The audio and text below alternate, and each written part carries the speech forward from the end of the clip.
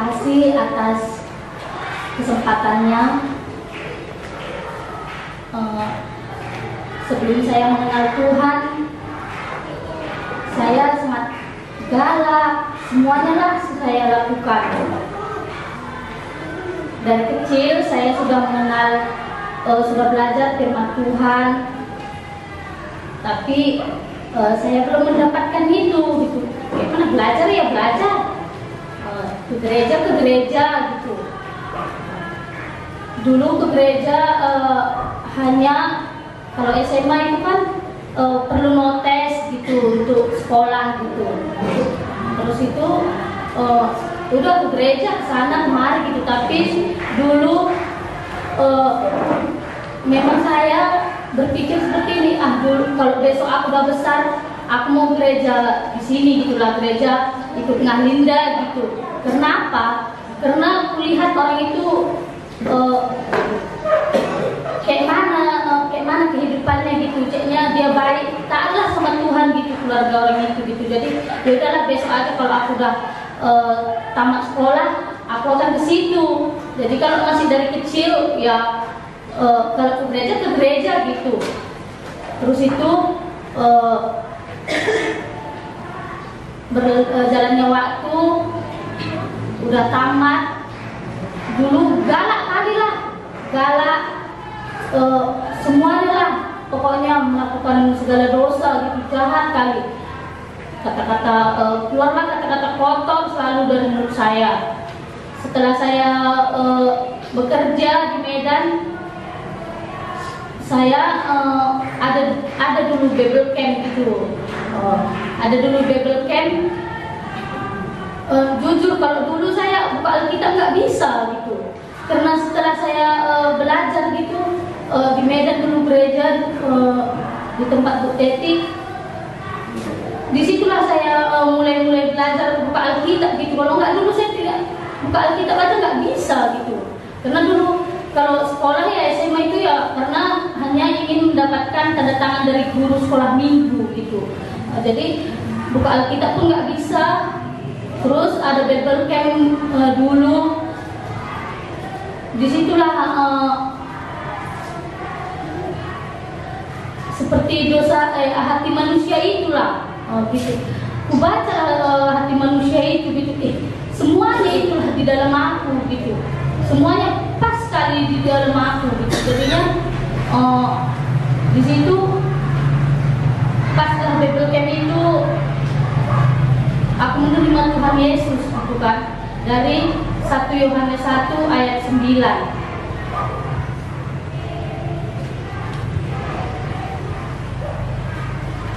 Jika kita mengaku dosa kita, maka Ia adalah setia dan adil, sehingga Ia akan mengampuni segala dosa kita dan menyucikan kita dari segala kejahatan.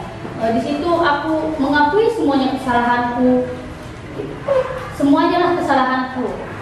Kalau dulu sebelum aku mengenal Tuhan Yesus, malas, penjorok, semuanya lah, mencuri gitu, semuanya malas. Kalau malas sudah positif, terus penjorok lah gitu, main-main aja maunya. Sampai SMA dulu seperti itu karena belum mengenal Tuhan gitu kan. Setelah aku udah menerima Tuhan Yesus, semuanya jadi berubah gitu. Udah nggak penjorok lagi. Terus mulut diri pun udah nggak mengeluarkan kata-kata kotor gitu. Kalau anjing itu mungkin udah biasa lah dikeluarkan gitu. Tapi setelah aku mengenal Tuhan tadi, karena inilah yang udah gitu, inilah Tuhan berbicara sama aku. Disitulah udah hidupku diubahkan sama Tuhan gitu. Kalau enggak, mungkin entah kayak mana lah hidup ini. Aku merasa beruntung karena Tuhan telah menyelamatkan aku gitu. Begitu banyaknya orang di dunia ini, tapi Tuhan jumpai aku gitu. Tuhan nyatakan kasih Tuhan sama aku. Kalau enggak, malangnya sebenarnya nasib ini. Kalau dipikir-pikirkan, malah kali lah nasibku. Kami sudah mama sama bapak sudah bercerai mulai dari kecil gitu. Terus bapak pun stres gitu. Terus kalau tadi nggak takut Tuhan, aku nggak juga ditangkap Tuhan, mungkin aku juga udah bisa stres, apalagi sekarang ini mamaku udah bercerai dan kawin lagi. Bisa juga aku seperti mamaku, tapi karena Tuhan sayang sama aku, Tuhan tangkap aku gitu. Sampai sekarang aku nggak stres ya. Kalau melihat keadaanku, kalau melihat ke belakang, aduh sangat suram gitulah. Tapi Tuhan tolong aku. Cuman kadang-kadang bandel juga gitu. Setelah itu sudah menerima Tuhan Yesus, pulanglah ke kampung karena nodong itu dulu sakit, jadi pulanglah aku ke kampung. Setelah di kampung, itulah karena mungkin kurang bersama orang yang percaya gitu, kurang bergaul dengan orang yang percaya, mulailah jatuh lagi aku gitu. Jatuh, itulah mulailah berteman-teman dengan orang yang tidak seimbang gitu, orang yang tidak seiman gitu. Orang baru berteman-teman gitu. Pertama ya mungkin gimana ya, enggaknya mungkin nanti aku ditariknya gitu, nanti dianya yang tarik gitu, akan tarik gitu, tapi ternyata aku yang ditariknya gitu. Jadinya masuk lagi dah, jatuh lagi lah gitu, jatuh lagi sampailah jatuh, itulah menikahlah dengan orang Islam gitu, pasangan yang tidak seimbang tadi. Di situ kayak mana ya, karena dulu pun Tuhan berbicara gitu, ibaratnya jangan berteman dengan pasangan yang tidak seimbang gitu. Tapi aku taklah seperti kayak harimau, pegang dulu jenggotnya, ternyata rupanya diterkam gitu. Aku pun gini bertemanlah dengan orang aku yang nanti yang tariknya nanti dia gitu ke agama aku gitu.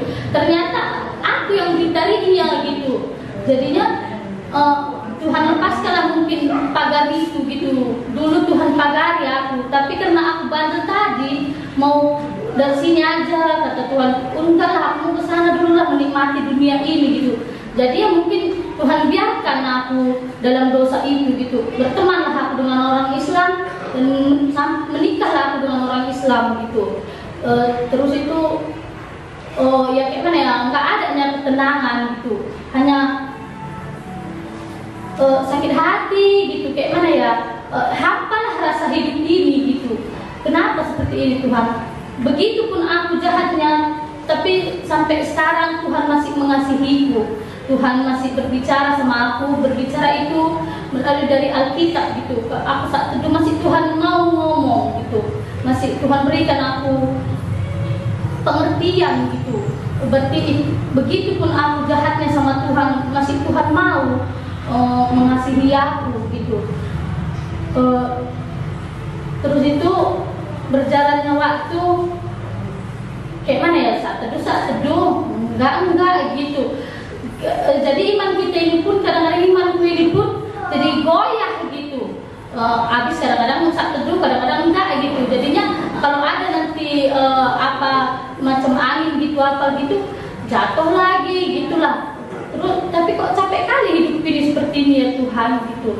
Terus ada satu lagu juga yang apa artinya hidup kalau hanya bernapas gitu. Iya ya Tuhan, hidup ini kayak macam hampa kali gitu. Kenapa? Karena mungkin hubunganku dengan Tuhan enggak aku jaga gitu. Karena memang aku enggak pernah lagi saat teduh gitu. Kayak mana bisa hubunganku dengan Tuhan bisa baik, hatiku ini pun bisa baik gitu. Kalau enggak pernah aku saat teduh gitu. Terus itu apalah artinya hidup ya? Kayak masa hampa kali kurasa gitu. Terus disitulah aku, karena aku dengar lagi itu apa artinya hidup kalau hanya bernapas gitu. Iya ya Tuhan, kalau lihat orang mati gitu kan, mati aku kapan ya? Masuk neraka lah nanti aku ini ya. Kayak gitulah pikiranku gitu. Tapi karena aku dengar lagi lagu itu tadi, iya ya Tuhan, apalah artinya aku hidup ini? Apalah artinya kalau aku dapatkan pun dunia ini kalau aku masuk neraka gitu. Jadi di situ lagi mulai lagi hubunganku lah dengan Tuhan gitu kan. Minta ampun lagi aku gitu. Terus itu ya saat teduh juga lah gitu, ibaratnya memang ada kalau ada masalah apa gitu yang terjadi dalam kita, ada makanan hati kita ini gitu, rohani kita itu gitu. Terus hanya satu juga doaku, sekarang kan aku udah janda gitu kan, muda gitu. Aku saat ini berdoa diriku supaya Tuhan menjaga aku, supaya aku tidak menyakiti hati Tuhan. Kenapa menyakiti hati Tuhan? Supaya aku tidak mencari kesenanganku, terus supaya aku, karena aku udah masuk Islam gitu kan, udah menyakiti hati Tuhan kali lah, kata Tuhan pun jangan ada padamu Allah lain gitu kan. Tuhan, aku udah menyakiti hati Tuhan gitu. Kalau bisa ini aku udah janda ini, janganlah aku lagi menyakiti hati Tuhan gitu. Aku berdoa, nggak pun aku menikah lagi nggak apa-apa gitu. Tapi kalau pun nanti Tuhan izinkan ya biarlah Tuhan datangnya dari Tuhan gitu. Itulah saat ini yang jadi pergumulanku.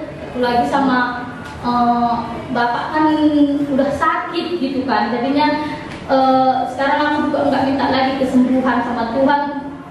Yang aku minta sama Tuhan, bagaimana caranya aku bisa menyampaikan firman Tuhan sama bapakku.